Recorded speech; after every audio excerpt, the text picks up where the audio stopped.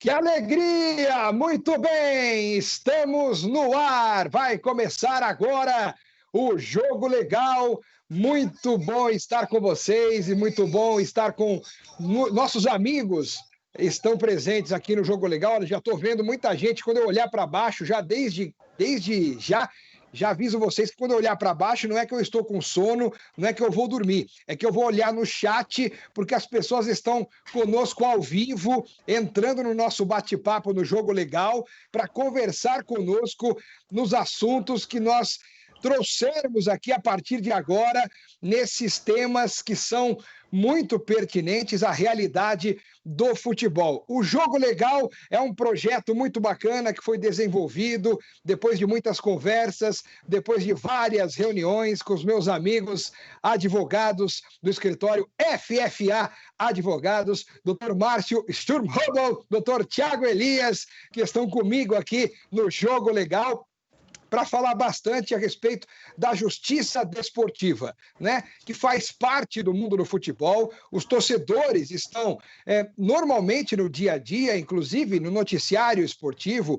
estão diretamente ligados à justiça desportiva, mas às vezes as informações passam batido e não conseguem, às vezes, ter mais informações, mais detalhes, não conseguem mergulhar, às vezes, nos meandros do que acontece no mundo da justiça desportiva. E aqui no Jogo Legal, nós vamos fazer isso. Nós vamos passar mais informações, mais detalhes, explicar, instruir, sempre com uma linguagem mais objetiva, mais clara, facilitando, né, o entendimento do torcedor a respeito da justiça desportiva, falando sempre de futebol, também de uma forma descontraída. Afinal de contas, somos torcedores também. Doutor Márcio é um gremista inveterado. Doutor Tiago é um São Paulino que não grita é campeão há muito tempo. Não vê a hora de o time dele gritar é campeão. Né? Então vamos falar muito a respeito de temas que são parte integrante da nossa vida de torcedores de futebol também. Doutor Márcio, doutor Tiago, é muito bom estar de volta com vocês aqui no nosso canal do YouTube para falarmos de justiça desportiva. Tudo bem, doutor Márcio? Tudo bem, Alex. Um prazer aí imenso estar com você novamente. Doutor Tiago, um grande abraço. Como é que vai? Tudo bem também, um prazer de estar aqui de novo com todos vocês e vamos para cima. Vamos lá, vamos lá. E hoje nós preparamos aí alguns temas específicos, né? Começando com a rescisão indireta do contrato de trabalho, né? Se a gente fala assim, rescisão indireta do contrato de trabalho, muita gente vai pensar, puxa vida, rescisão indireta do contrato de trabalho. O que isso tem a ver com o jogador de futebol? Como é que isso se aplica? O que isso teve a ver, por exemplo, com o noticiário esportivo dos últimos tempos? Doutor Márcio, quer fazer uma introdução a respeito desse tema, doutor Márcio? Então, Alex, para trazer algumas linhas gerais aí do direito do trabalho, né? Em suma, a rescisão indireta seria mais ou menos tentar não ser técnico, né? Uma linguagem mais simples, né, Alex? Mas seria o empregado dando justa causa, entre aspas, no empregador. É uma modalidade diferente do que nós estamos acostumados a ver no direito do trabalho, né? Que é o empregado sendo dispensado por justa causa. Aqui a gente tem uma hipótese ao contrário, né? Tem muitas discussões, né, doutrinárias. Eu não quero entrar muito nessa seara, né, porque tem muita discussão se é efetivamente isso ou não. Mas uma linguagem mais simples seria a legislação traz algumas hipóteses, né? São 7 alíneas, 10 hipóteses aí pela doutrina em suma, que o empregado descumpre uma norma e aí o empregador, melhor dizendo, e aí o empregado pode rescindir o contrato, né? Ele cessa o contrato. E aí, no campo do futebol, no direito do trabalho em normas gerais, a gente tem, por exemplo, o não pagamento do salário, né? A gente tem alguns debates quanto tempo, né, que se justifica ou não efetivamente que seria a hipótese para rescindir o contrato, né? Então quero até trazer um debate aí depois com o doutor Tiago também, né, no futebol, porque no futebol acredito que tem algumas peculiaridades. FGTS também, se o empregador não paga a FGTS, se isso seria uma hipótese ou não do empregado rescindir o contrato, né? No direito do trabalho em geral, a gente tem várias nuances aí né, que são hipóteses, né? Por exemplo, 3 meses, o empregador deixa de pagar, isso é uma hipótese. O FGTS tem muita discussão em cima, INSS também, às vezes o empregador deixa de fazer o pagamento, também talvez seria uma hipótese aí para enquadrar. Mas, Alex, eu queria aí trazer uma provocação aí para o doutor Thiago Elias, né, justamente se no direito desportivo tem essa mesma lógica aí que no direito do trabalho. Então vai lá, doutor Thiago. No direito desportivo, a gente tem sim algumas peculiaridades em se tratando da rescisão indireta do contrato de trabalho. Como o Dr. Márcio muito bem lançou o fundamento, existe obrigação entre as partes. Existe a obrigação por parte do empregador, e em contrapartida, existe a obrigação por parte do empregado.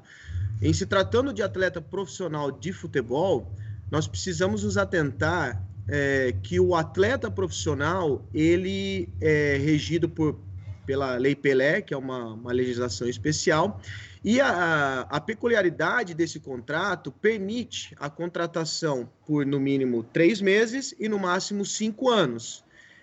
Durante a contratualidade, é pactuado uma remuneração com o atleta, e também existe em apartado o contrato de direito, o famigerado direito de imagem. Então, existe esse contrato em apartado. A legislação especial, ela prevê que, para casos de mora salarial total ou parcial, casos como não recolhimento de fundo de garantia, e até mesmo casos do não pagamento do valor pactuado nesse contrato de direito de imagem, é possível, sim, o atleta aplicar essa justa causa mencionada pelo Dr. Márcio no empregador, no caso, o clube, a entidade de prática desportiva. Nós vimos isso acontecendo nesse período de pandemia, casos interessantes no Santos Futebol Clube.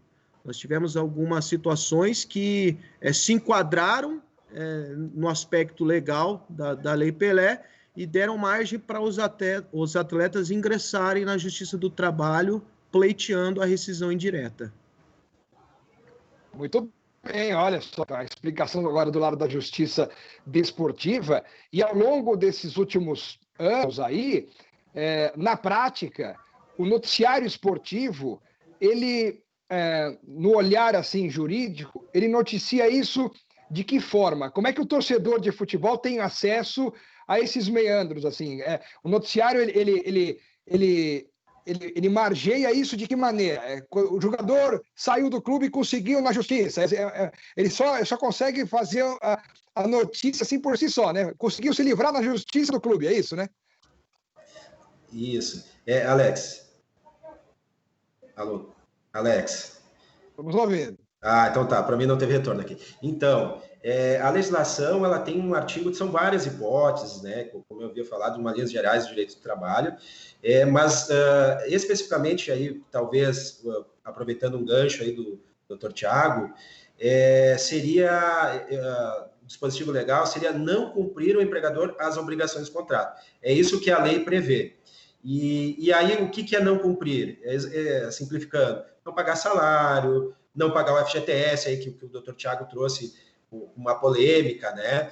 E nós temos aí o caso do Santos, né? Foi o caso do Sacha, né? Também goleiro do Santos, questões bem emblemáticas, porque debateu-se lá se houve pagamento ou não, aí temos uma questão também da pandemia. Aí queria também até fazer um bate-bola aí com o Dr. Thiago, para trazer especificamente, Alex, aí como que foi lá, porque temos outros casos também, alguns casos mais antigos, aí no DIL, no São Paulo, que conseguiu a rescisão direta, o caso clássico do Ronaldinho Gaúcho no Flamengo, que aí acho que se aplica exatamente o que nós estamos falando, de não pagamento de salário, né? Então foram valores astronômicos, né, que o Ronaldinho conseguiu aí a rescisão direta lá perante o direito perante o Flamengo, né? Mas simplificando, ó, ali o Ronaldinho Gaúcho, né? Jogou no Grêmio, inclusive, aí, Alex, né? Prata da casa lá do Grêmio. Mas simplificando, é uma palavra muito, se a gente for até rescisão direta, assusta um pouquinho, mas tentando trazer uma linguagem mais simples, é justamente isso, Alex. É o empregado, entre aspas, dando justa causa no empregador. Ou seja, o clube não está cumprindo a legislação, né? E aí são várias hipóteses, né? E no futebol, o que eu vejo assim, mais clássico é exatamente isso. Não cumprir o empregador as obrigações do contrato, é o que diz a lei. Ou seja, não está pagando salário, não está pagando uma verba, aí o doutor Thiago trouxe com muita propriedade, direito de imagem também, que caberia um outro debate amplo, né, doutor Thiago? Sim. Né? Mas eu acho que poderíamos debater essa questão do Sacha, né Alex e doutor Thiago? Acho que são questões aí bem recentes, né, que acho que dá para desmembrar bastante essa questão aí da rescisão direta. Pois é, a gente está ao mesmo tempo aqui vendo a participação das pessoas que estão conosco ao vivo, já num bom número entrando conosco aqui no nosso debate, na nossa participação no chat do canal do YouTube, ao vivo, acompanhando o nosso bate-papo aqui. E as perguntas estão liberadas. As pessoas que quiserem fazer perguntas também, né, acompanhando o nosso bate-papo a respeito de justiça desportiva, podem fazer perguntas, mesmo que fujam um pouco do tema. As perguntas são feitas e se vocês tiverem como responder baseados no direito desportivo, ótimo. E se não der para responder, a gente responde no próximo programa, no mês que vem, né? Não tem problema nenhum, a gente traz aqui a resposta num outro momento. Agora, por exemplo, tem até a pergunta aqui do Caetano Eprotti. Acionar na justiça atleta e empresário por perdas e danos pelo péssimo desempenho. É possível? Aí pergunta de torcedor, né?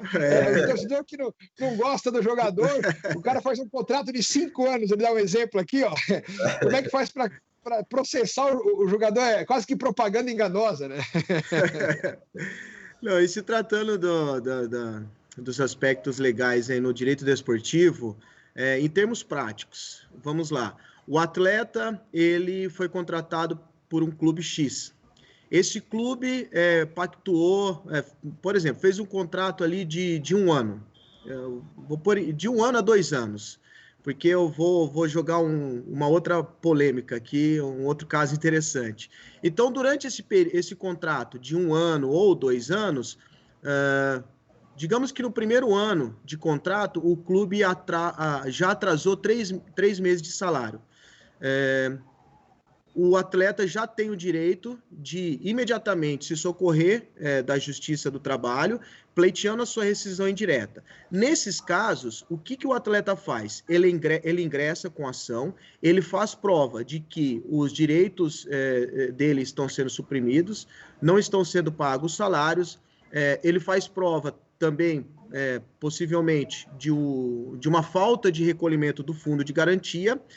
Essas situações, elas têm previsão expressa na Lei Pelé. E, como eu mencionei, o direito de imagem. Então, se ele passou por essa experiência de ter o seu salário não sendo pago ali pelo período de 3 meses, ele já pode ingressar na justiça e ele, no seu pedido, é importante falar disso, em se tratando da especificidade da profissão de atleta profissional de futebol. Ele pede a tutela de urgência, ou seja, que ele seja autorizado a romper o seu vínculo desportivo com o clube para que ele possa ser transferido ou se recolocar num outro clube. O clube não pagou salários, ele entrou na justiça, pede essa tutela de urgência, ou seja, o juiz dá já de imediato esse direito dele e depois se discute o mérito no decorrer do processo. Então, isso aí no caso da mora salarial no prazo de 3 meses. Porém, essa mora salarial, ela pode ser total ou parcial. O atleta, no caso do Santos, por exemplo, o que aconteceu? veio a MP e trouxe a previsão de redução salarial. Todavia, a MP, ela trouxe previsão expressa de que poderia ter sido realizada a redução salarial havendo acordo entre as partes. No caso do Santos, a redução salarial ela foi de forma unilateral. O Santos reduziu drasticamente o salário dos atletas e no caso do Sacha e também no caso do Everson, não houve a concordância, não houve acordo. Então, deveria ter respeitado o acordo, né, conforme era previsto na MP, e por conta disso, o salário desses atletas foram pagos parcialmente. Por isso, eles se socorreram da Justiça do Trabalho para poder rescindir o seu contrato, o seu vínculo desportivo, para poder se transferir para outro clube. Eu falei da questão do período de contrato porque eu mencionei o aspecto do contrato de 3 meses. E no caso de um atleta que pactuou um contrato apenas de 3 meses, a lei fala, até 3 meses de atraso salarial é possível pleitear a rescisão direta, mas e se o atleta fez um contrato de 3 meses? Qual seria o mínimo de atraso para ele poder se socorrer na justiça pleiteando essa mora salarial? Então, é um assunto bem, bem polêmico, porque no caso de 3 meses, 1 mês de atraso salarial, você já pode se socorrer da justiça, né? Olha só, são detalhes que vão fazendo parte aí de um contexto, e aí a justiça acaba analisando cada caso como um caso distinto, né? Sim. Fica sendo realmente... Olha, e as perguntas começam a surgir, e são perguntas capciosas. Olha, os nossos amigos aqui que participam do chat são criativos e tem perguntas interessantes demais, hein? Por exemplo, a Maria Fonseca está mandando uma pergunta aqui, ó. Como garantir... Foge um pouco do nosso tema, mas não tem problema, porque a gente põe um tema base e discute o tema, mas é legal a gente alternar, porque são temas que vêm à tona muitas vezes e que podem gerar até outras discussões também, que são bacanas, né? Que giram em torno do direito desportivo também, né? A Maria Fonseca, deixa eu voltar aqui, porque as mensagens acabam fazendo as outras subirem na tela.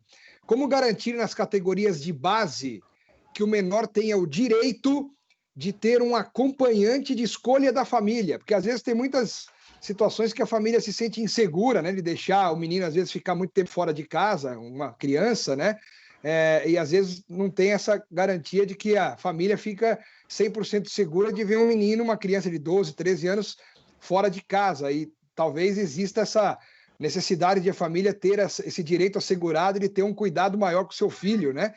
Existiria alguma forma legal de ter esse respaldo familiar, né, de ter alguém mais perto do filho, o clube garantir isso, a família? Quer dizer, tem alguma coisa na justiça esportiva que pode garantir a família? Alguém de confiança na família estar perto de um jogador da base, doutores? Quer responder, doutor? Não, eu acho que assim, falando um pouco de linhas gerais do direito do trabalho, né, nós temos aí algumas permissões de trabalho a partir dos 16 anos, né? Temos temos uma lei específica aí do menor aprendiz também, mas eu acho que em relação ao direito do desportivo propriamente dito, eu vou passar a bola para o doutor Tiago, né? Mas antes de entrar nessa seara jurídica propriamente dita, né?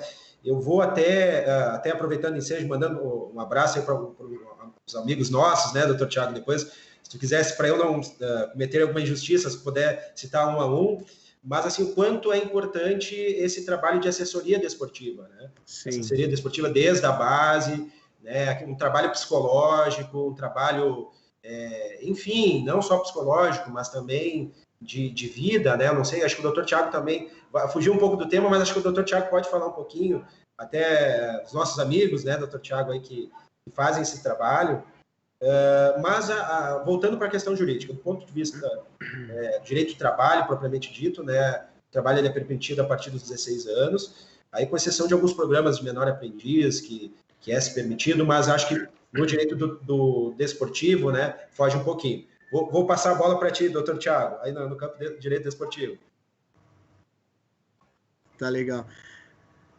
Esse tema, ele realmente daria margem para um programa só para ele. E se tratando de formação, no caso, aí seria uma questão de formação desportiva, né? No caso do futebol, a gente sabe que aos 14 anos é permitido o atleta já fazer parte das categorias de base no clube.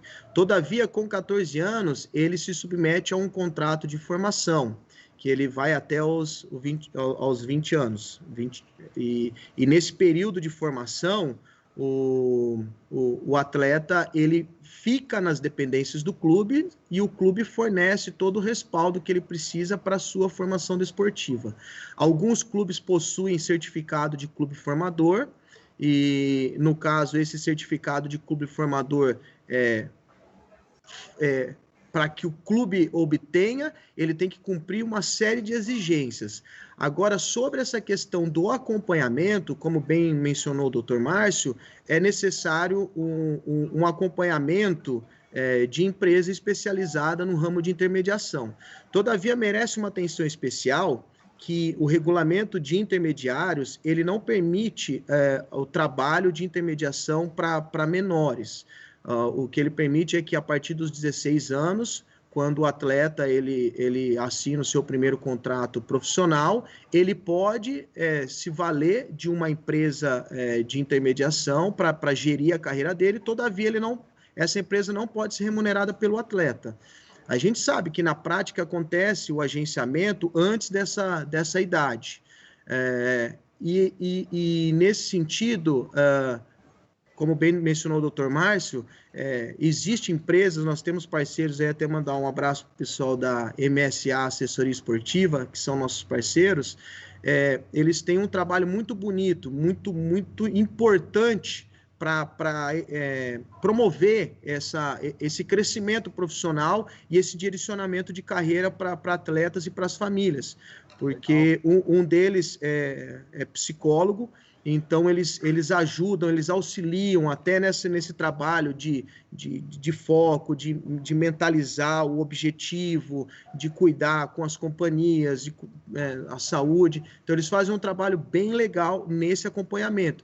Então, respondendo a pergunta da nossa ouvinte, é possível, sim, ela escolher alguém para estar acompanhando a carreira do filho dela e que seja empresas idôneas, pessoas que agem sempre na transparência e que tenham esses princípios, né? Diante de pensar no dinheiro ali na hora, pensar no cidadão, porque para todos os efeitos ela está cuidando de um cidadão e pode ser que de repente não venha a se tornar um atleta, mas ele venha a se tornar um excelente cidadão, né, para construir a sua carreira de sucesso na área que ele escolher.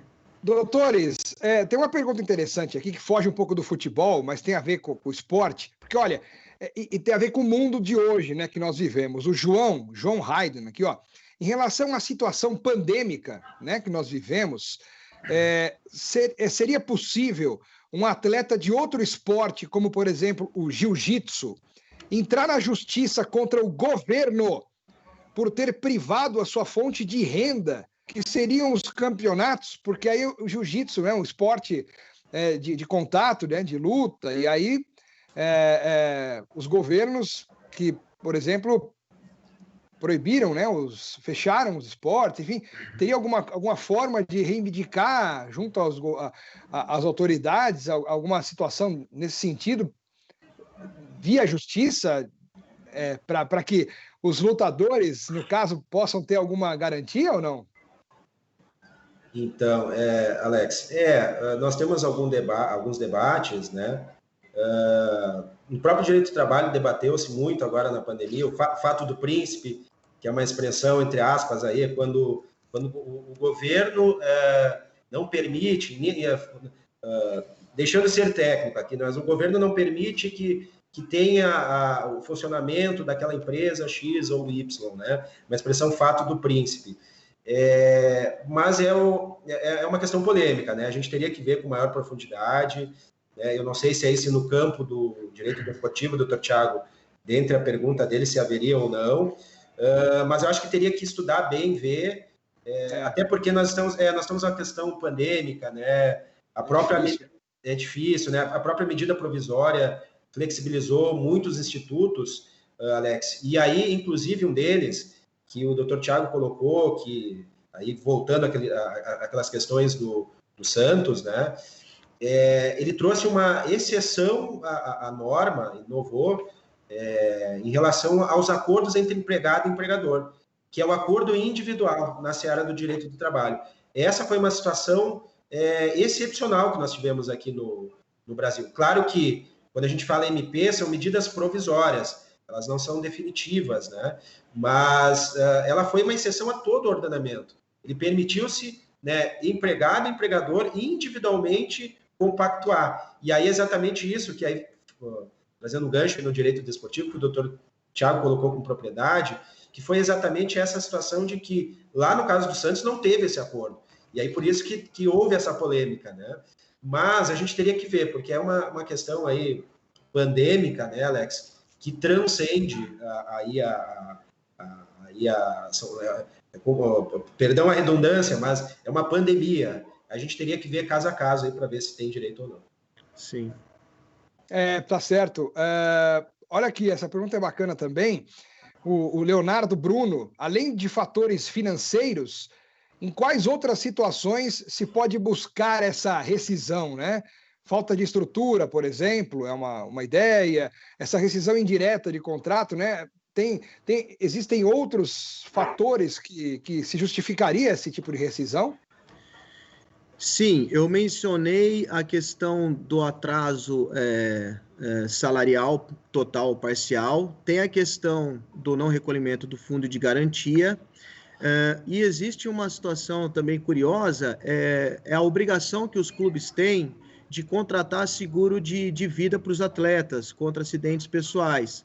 Alguns clubes, esse seguro é obrigatório, porém alguns clubes não fazem, não contratam esse seguro obrigatório.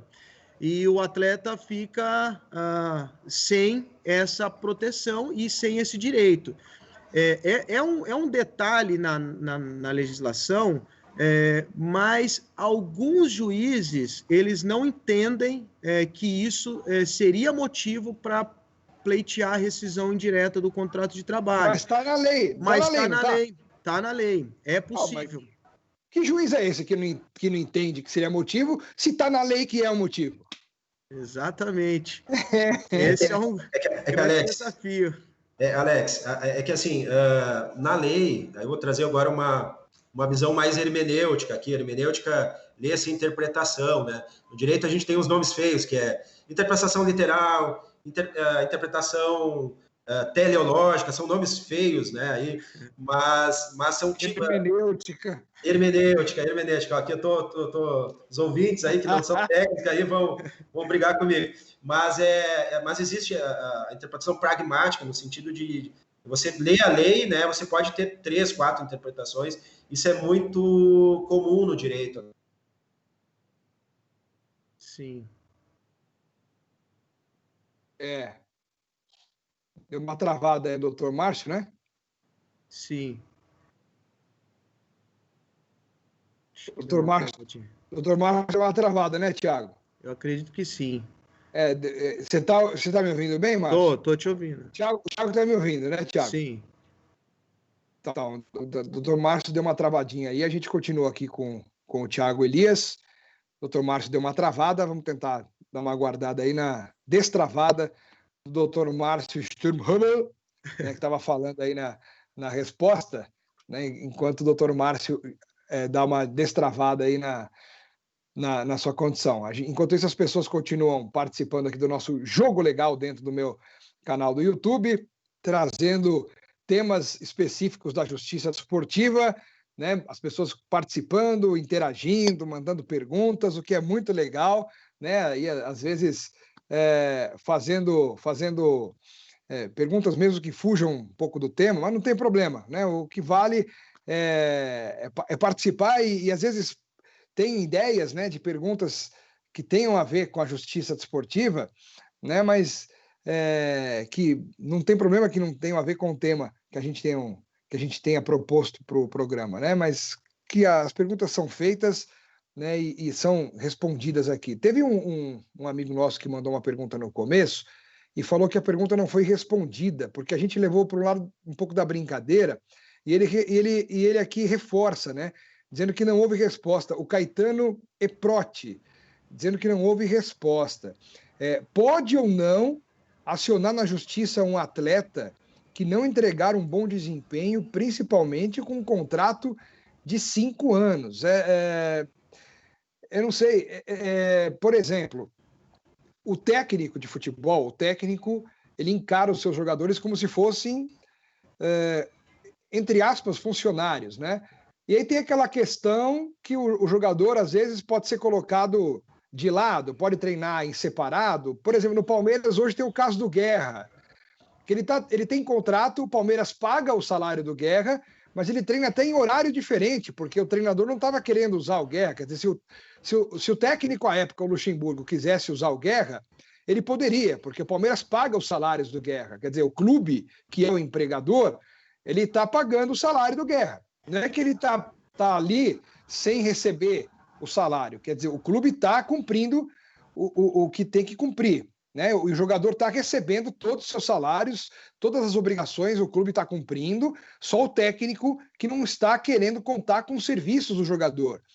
E já teve jogador que entrou na justiça contra o clube por se sentir excluído, por treinar separado, em outro horário, aquela coisa do mimimi, que muitos falam que está, né, se sentindo ali meio discriminado, enfim. Essa questão toda aí, mas tem um outro lado, que se o jogador também não entrega, passa a ser meio que está, entre aspas, roubando o clube, né? Ele foi contratado por milhões, ganha milhões, mas também não oferece nada a favor do clube. Como é que funciona essa relação? Acho que tem a ver um pouco com a pergunta do Caetano aqui, que mandou para a gente participando do nosso programa. Então, Alex, vou pegar a bola, vou roubar a bola aqui. Pega a bola e faz o gol. Zagueirão aqui, zagueirão. Vai lá, zagueiro. Mas vamos lá. Curioso, a gente estava debatendo hoje de manhã com o Dr. Thiago exatamente isso, Alex.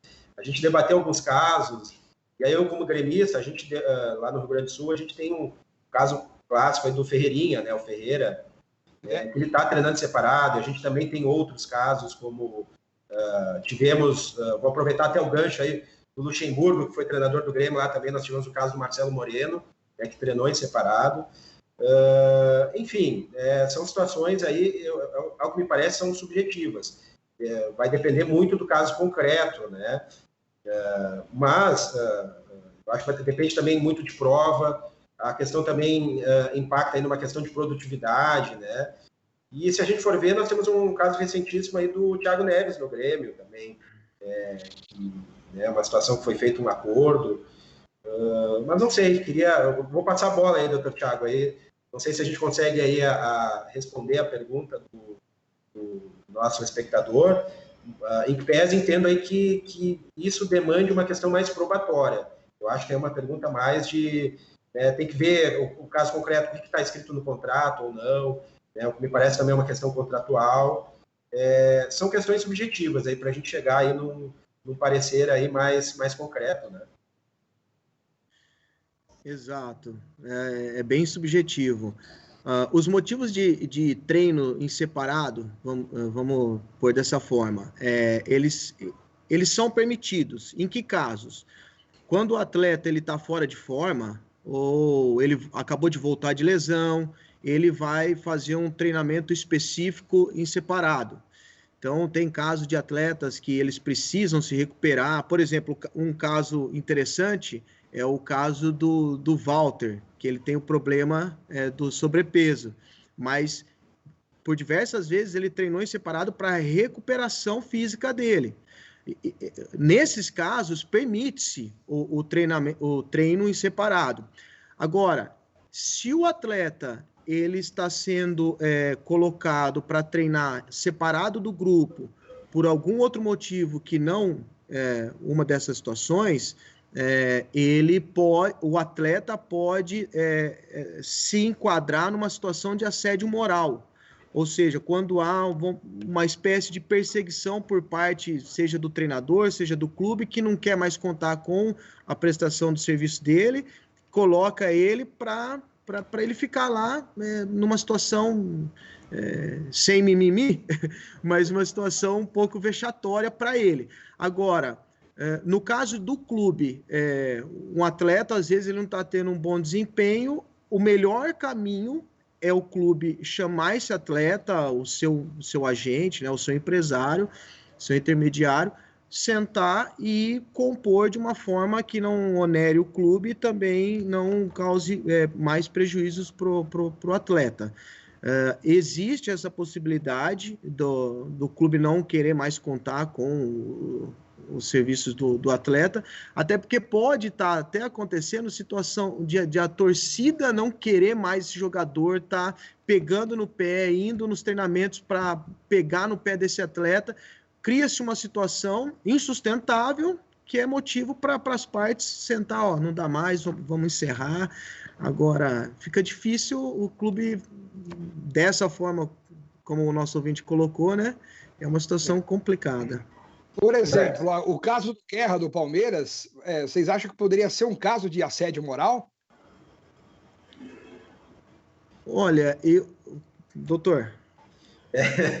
Não, pode falar. Não, eu só ia, Alex, só antes de aproveitar o gancho que o doutor Thiago comentou, e aí tentando responder o nosso ouvinte, aí, o nosso espectador, exatamente o que o doutor Thiago falou é o caso do Ferreirinha, lá que nós tivemos. Ele foi afastado, né?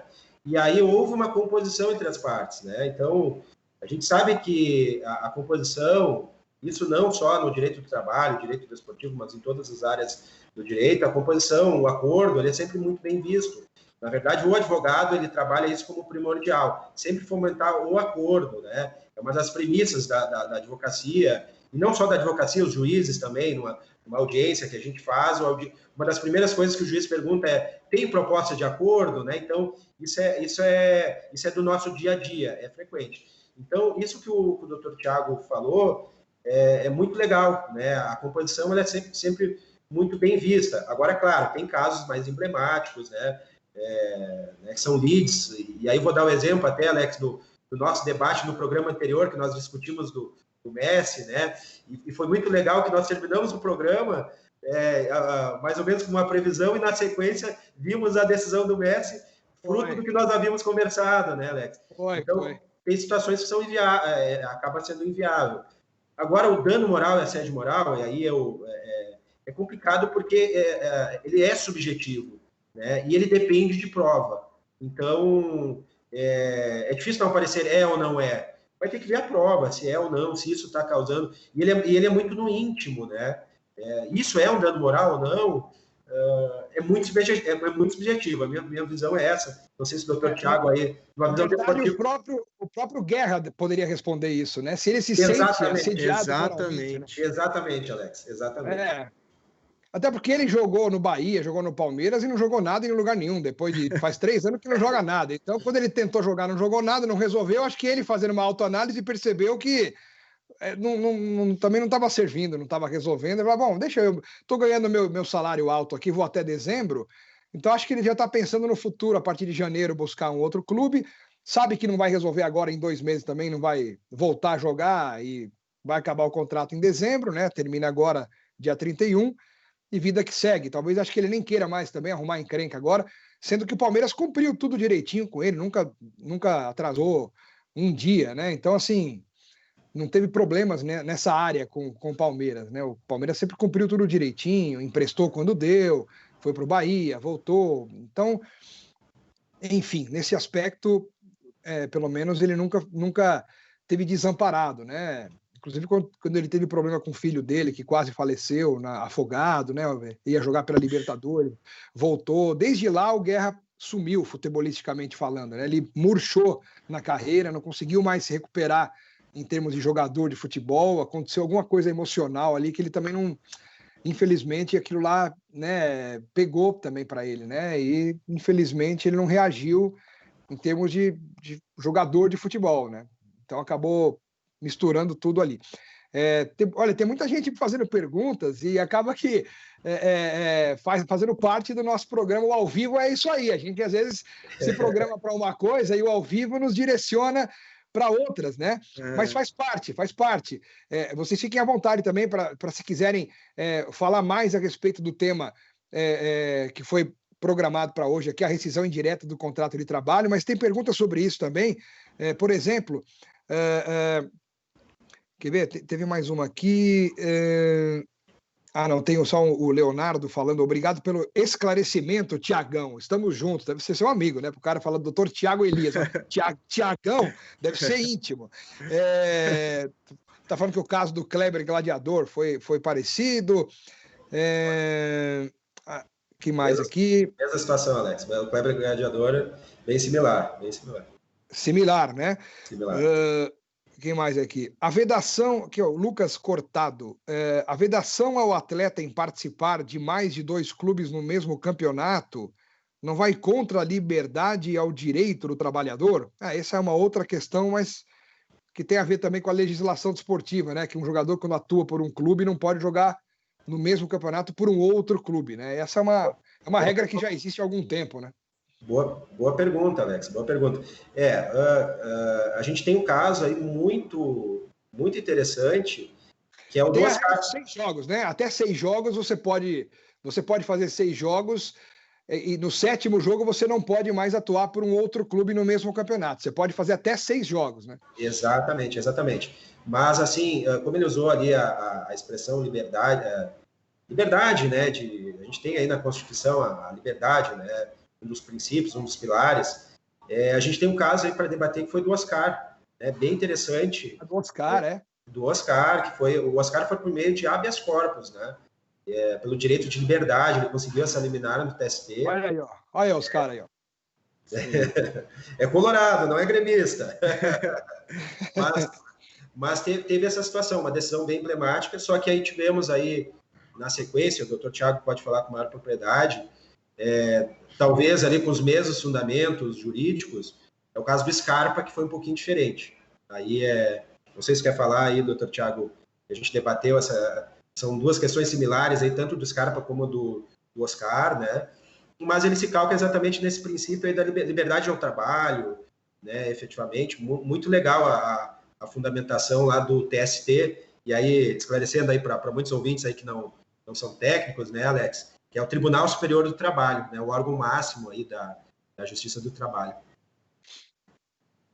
Sim, sobre essa questão do atleta atuar somente por 2 clubes, tem um detalhe na legislação, que ele pode ser registrado, ter contrato com até 3 clubes, registro, né, até com 3 clubes, mas jogar somente por 2 na mesma temporada. Todavia, em campeonatos que são organizados pela entidade de administração do desporto, no caso, a CBF. Então, se o atleta ele jogou a Copa do Brasil, depois jogou o Campeonato Brasileiro, e ele vai para um 3º clube, ele pode até se vincular a esse 3º clube, mas ele já jogou por outros 2 naquela mesma competição nacional. Então, é um tema interessante sobre essa ótica da liberdade de trabalho, porque há um conflito, se a gente olhar nessa ótica da liberdade de trabalho com os regulamentos das competições, realmente levanta esse questionamento. Seria ou não uma espécie de supressão aí da liberdade de trabalho?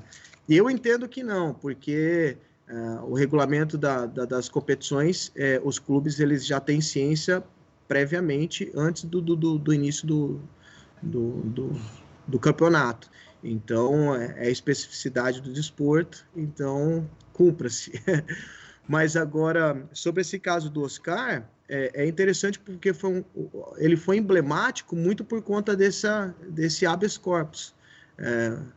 Acho que foi talvez o primeiro caso que houve esse pedido de habeas corpus na Justiça do Trabalho. E a alegação, né, depois que ele conseguiu na primeira instância a rescisão do seu contrato de trabalho por meio da tutela de urgência, o TRT reformou a decisão e falou para ele voltar para o São Paulo.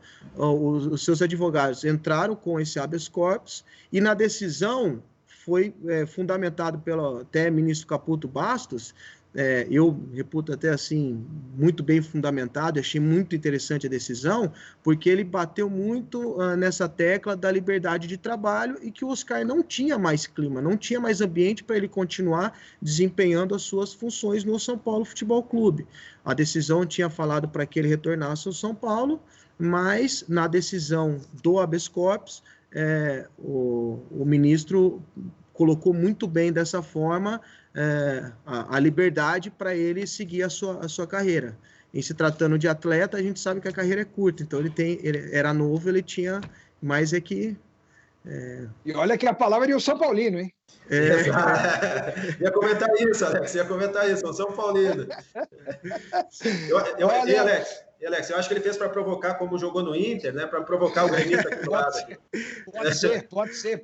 Olha aqui, o Felipe Oliveira Jatobá, que top esse programa. Se muitos soubessem da lei e da orientação de empresas idôneas, vários talentos não seriam perdidos. Obrigado aí, Felipe, pela mensagem, né? E espero que a gente continue assim, tendo outros programas aqui no Jogo Legal, para tirar outras dúvidas, trazendo mais temas para aproximar o direito desportivo, a justiça desportiva do torcedor, do público de um modo geral, para esclarecer o torcedor, né? E assim a gente conseguir tirar mais dúvidas das pessoas, né? Aqui o João está mandando mais uma pergunta. Tenho mais uma dúvida. Onde começa e onde acaba a vida privada de um atleta de futebol? Estando a serviço do clube, qual o limite dos jornalistas sem invadir a privacidade deles num contexto geral? Você consegue ter uma noção aí de resposta para o João, não? Quer falar, doutor Tiago? Foram várias perguntas, né? Vamos ver. Onde começa? Eu estou lendo. Onde começa e onde acaba a vida privada de um atleta de futebol? Difícil essa pergunta, né? Bem subjetiva, Alex. Não sei se ele quer especificar aí, deixar mais específico aí. E estando a serviço do clube, né? Entendi agora. Entendi. É que assim, realmente, esse na verdade seria um outro tema bem interessante, Alex, para a gente fazer, que aí seria o contrário do que nós estamos debatendo hoje, que aí seria a justa causa, né? A justa causa. A gente pode pegar um tema recentíssimo que nós tivemos aí agora me ajuda aí, doutor Tiago, lá no Paraná, que nós tivemos, até nós debatemos, foi do Sassá, não foi do Sassá? Do Riascos, que a gente estava falando? Não, acho que do Riasco não, acho que foi do Sassá. Sim, Sassá, verdade, do Curitiba. Sassá, do Curitiba. Sim. Que aí eu acho que aí traria um outro tema bem interessante para a gente debater a justa causa, né? O que seria defensável, né, para o jogador, ou se o clube tem razão ou não, trazer um parecer tanto da visão do clube, né, como também a visão do jogador.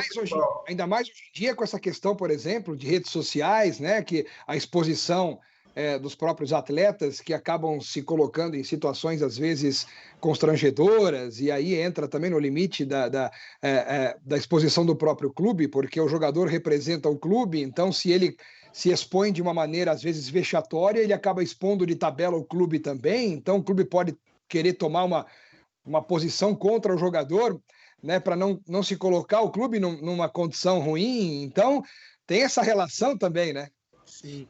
Alex, até aproveitar um gancho, por exemplo, e aí isso tem muito no direito do trabalho também, as questões de justa causa, e também fazendo um gancho ao esporte. Nós temos, por exemplo, vamos relembrar aí a Copa, e aí eu vou tentar trazer aqueles exemplos daquelas brincadeiras que foram feitas que não foram de bom gosto, na Rússia, né?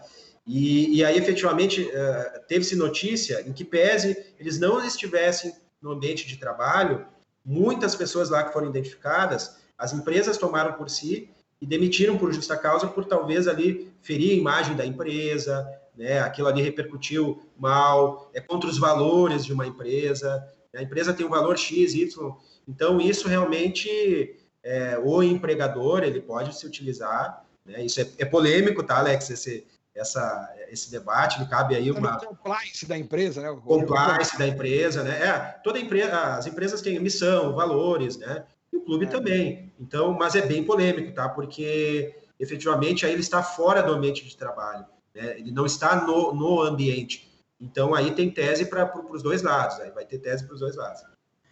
E isso complementa até a resposta para o ouvinte, eu acho que foi o Caetano, sobre a questão do desempenho do atleta, se o clube pode mandar embora um atleta pelo desempenho ruim.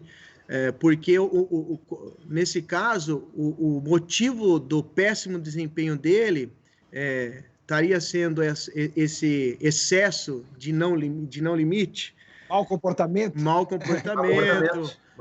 Colocando, se expondo, não cuidando da sua saúde, não cuidando do seu condicionamento físico, se expondo excessivamente nas noitadas. Teria que reunir provas também, teria que reunir provas para isso. Né? Aí, nesse caso, se justifica o mau desempenho em campo e poderia desencadear daí, então, uma justa causa do clube para com o empregado. Mas é bem polêmico. Agora, gente, já passamos aqui estamos chegando quase a 1 hora de programa, né? E daqui a pouquinho a gente tem que se encaminhar para o encerramento do Jogo Legal. E tem uma mensagem aqui do André Palmeira Alves. Não sei se ele é palmeirense, mas ele tem Palmeira no nome, né? Corintiano. Já é um bom caminho. É corintiano? Não sei. Ele escreveu assim: boa tarde, não sei se vocês já falaram sobre o caso Robinho, mas mesmo o processo criminal não tendo sido concluído, qual é a opinião de vocês sobre a rescisão dos patrocinadores pela contratação dele? Porque já houve uma rescisão de um patrocinador do Santos pelo fato de o Santos ter contratado o Robinho por ele ter um processo na justiça italiana em relação ao caso do estupro, né? Que ainda não é um processo conclusivo, né? É um processo que está ainda em andamento na Itália. Houve já uma série já há uma polêmica muito grande aqui no Brasil, né? E opiniões cruzadas aqui no Brasil, muitos contra, muitos a favor da contratação do Robinho aqui no Brasil. Não precisamos entrar aqui nessa seara de darmos aqui a nossa opinião pessoal sobre a questão em si, né? Sobre o processo criminal em si, mas na questão desportiva, sobre a questão até da pergunta, né, que o André fez, se que vocês acham aí sobre essa questão aí, se mesmo o processo criminal não tendo sido concluído, se na opinião de vocês a rescisão dos patrocinadores, qual a opinião sobre a rescisão dos patrocinadores, né, do Santos, ou do patrocinador do Santos, por causa dessa situação envolvendo o Robinho? Olha, Alex, eu pegando a bola aqui primeiramente, eu acho que essa pergunta dele vai muito do que eu falei agora, dessa questão da missão, valores. Como é um contrato de natureza de ordem civil, né, as partes podem efetivamente rescindir. Eu não vejo aí, sobre um olhar aí do direito civil, efetivamente, talvez ali pela missão, da empresa, a empresa entende que isso vai acarretar um dano na marca, né? Mas acho, né, aí, Alex, em relação, talvez o que seria relevante, a gente, aí, no caso Robinho, aí, trazer para o debate, que talvez seja uma dúvida de muitos, aí, talvez torcedores do Santos, se efetivamente o Robinho vai poder jogar ou não, né? E questões até de extradições, né? Queria ver até a experiência do Dr. Thiago, o que ele entende, Alex, aí né, como é na Itália, né, enfim, né, como era essa condenação na Itália. Então queria trazer aí para o debate aí realmente se efetivamente o Robinho pode ou não jogar. Eu acho que é essa a questão. Agora, quanto aos contratos, efetivamente, eu acho que a resposta está muito da minha menção ali anterior, né, da missão, de valores da empresa, e aí é uma deliberação da empresa, né, entender que para ela não é atrativo aquele contrato. É um caso bastante particular, a gente não tem informação sobre os detalhes dos bastidores, mas pelo que a gente tem visto, pelo que se tem noticiado, na Itália o Robinho ele recorreu e ele tem o direito de recorrer em liberdade até a fase em que se encontra o processo. Ele ter vindo para o Brasil não o impede de atuar desportivamente. Eu entendo que ele pode atuar pelo Santos de maneira normal e, inclusive, até que não se decida na segunda instância, ele está recorrendo em liberdade. Nesse primeiro momento, eu entendo que ele pode até circular pela Itália sem o risco de ser preso, porque ele está recorrendo em liberdade. Ele ter vindo para o Brasil, eu penso que pode até ter sido já uma estratégia para que ele, de fato, se estabeleça em definitivo aqui no Brasil.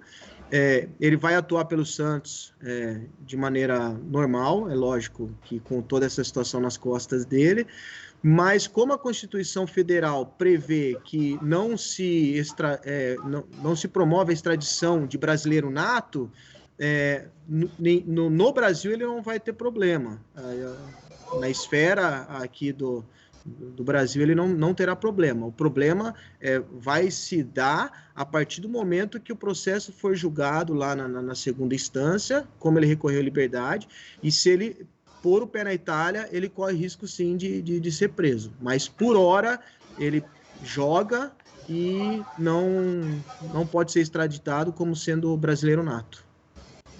Eu tenho ouvido muito assim, de torcedores do Santos, né, redes sociais, essas coisas, essa preocupação, né, além do próprio julgamento em si, que as pessoas costumam fazer, mas isso aí é uma coisa que é inerente ao ser humano, né, as pessoas costumam julgar o outro do jeito que elas trocam de roupa, né, assim, infelizmente o ser humano julga o outro como se fosse algo muito natural, né? Não deveria ser assim. Julgar o próximo é muito difícil, né? De qualquer maneira,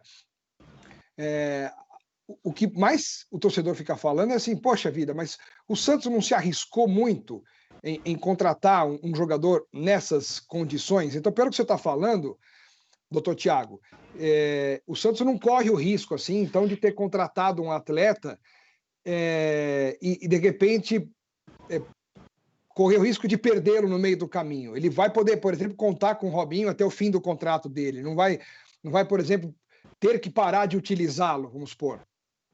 Eu acredito que inicialmente sim. Ele vai continuar jogando, ele vai poder jogar, e a não ser que o clube opte em preservar a imagem dele depois de uma eventual condenação.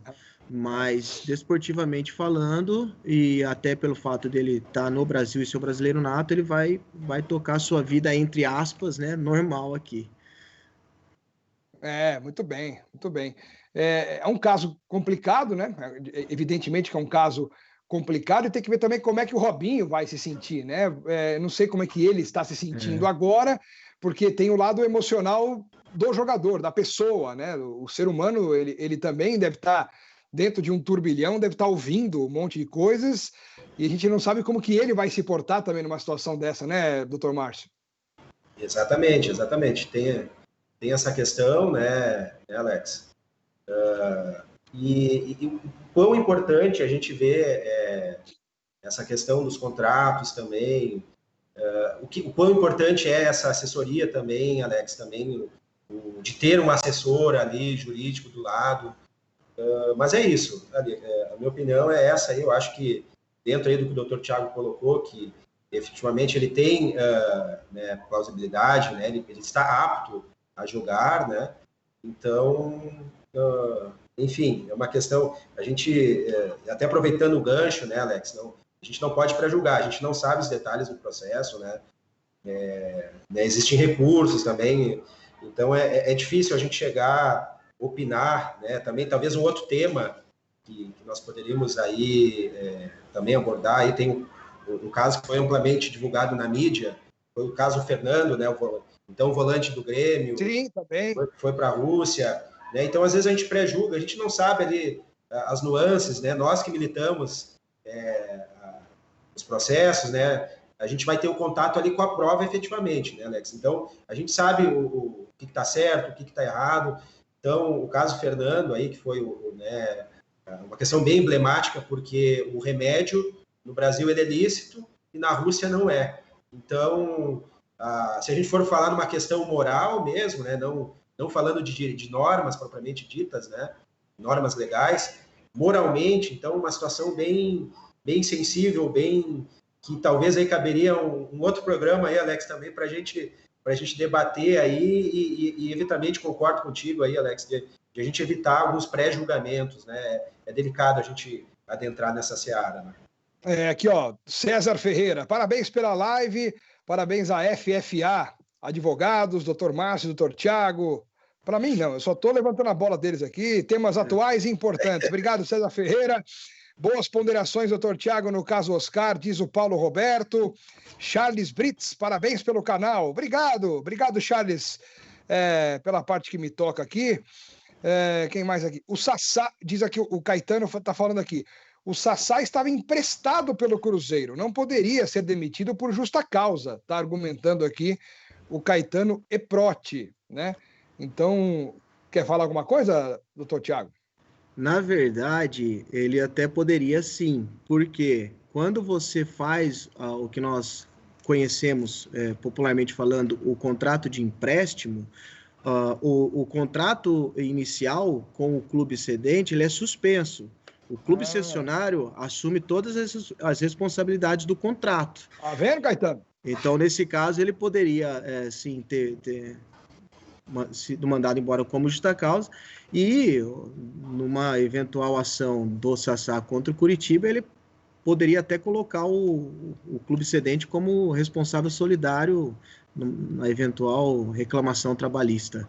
Mas nesse caso, como houve a cessão temporária, o contrato de empréstimo, ele transfere as responsabilidades do contrato para o clube cessionário, porque o vínculo federativo, nesse momento, ele é 100% do cessionário.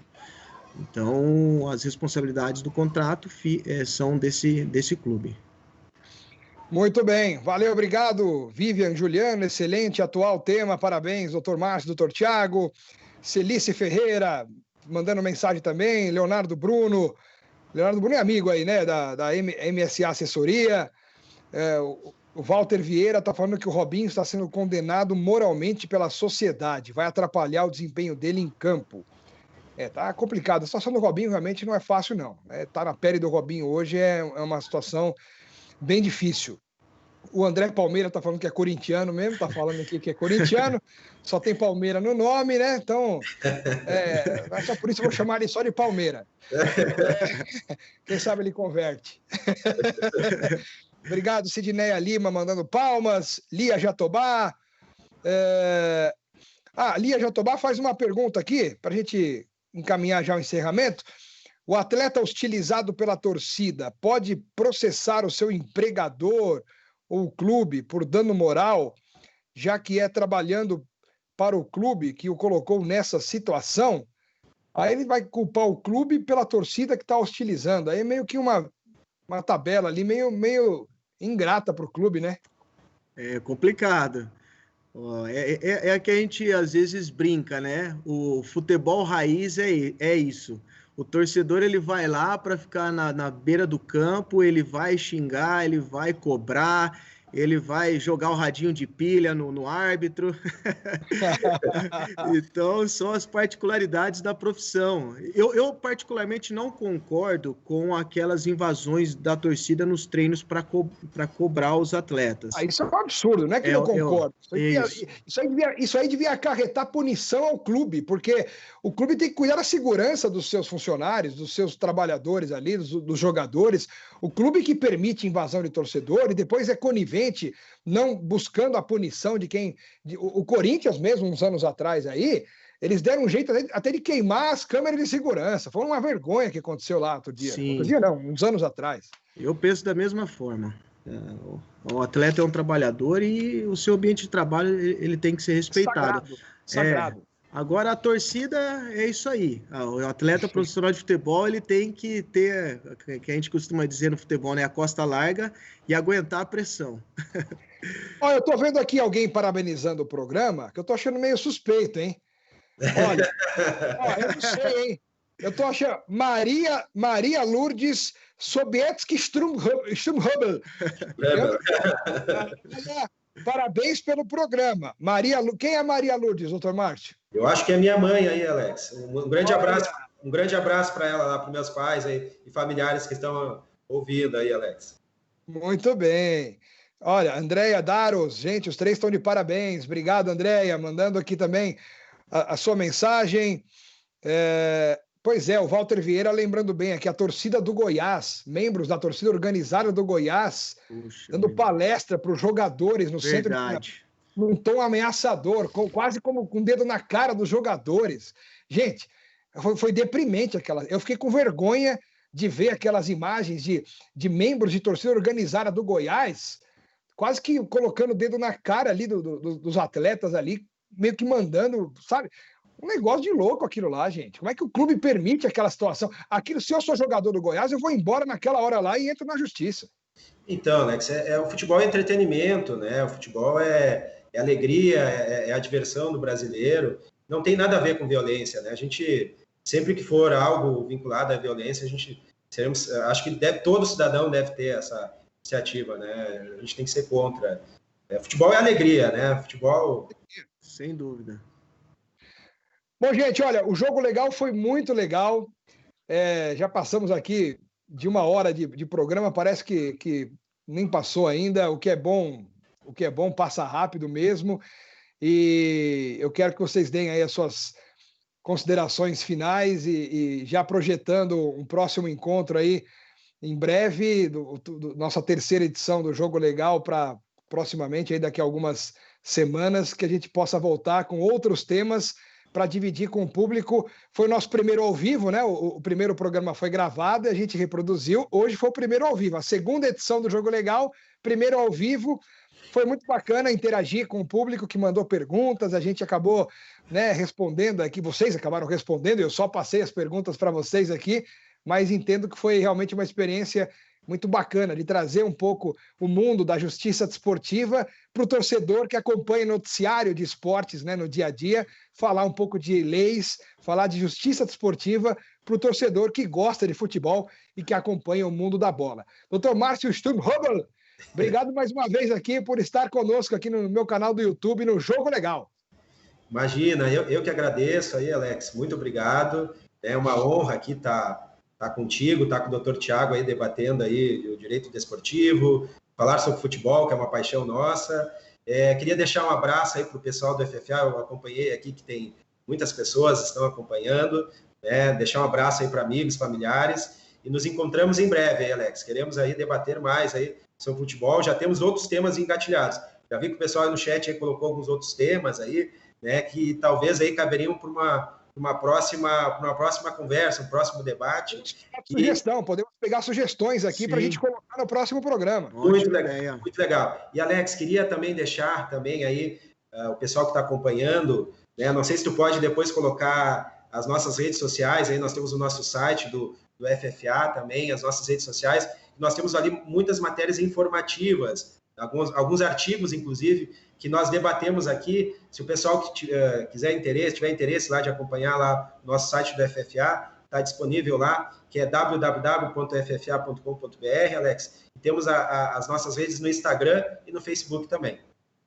Claro que sim, ffa.com.br, não tem nem como não decorar, né? ffa.com.br, ffa.com.br é o site da FFA Advogados, né, um dos grandes escritórios de advogados desse país, onde trabalham aí o Dr. Márcio Strumhubel e o Dr. Thiago Elias, que eu agradeço também aí por mais uma edição do nosso Jogo Legal, Dr. Thiago.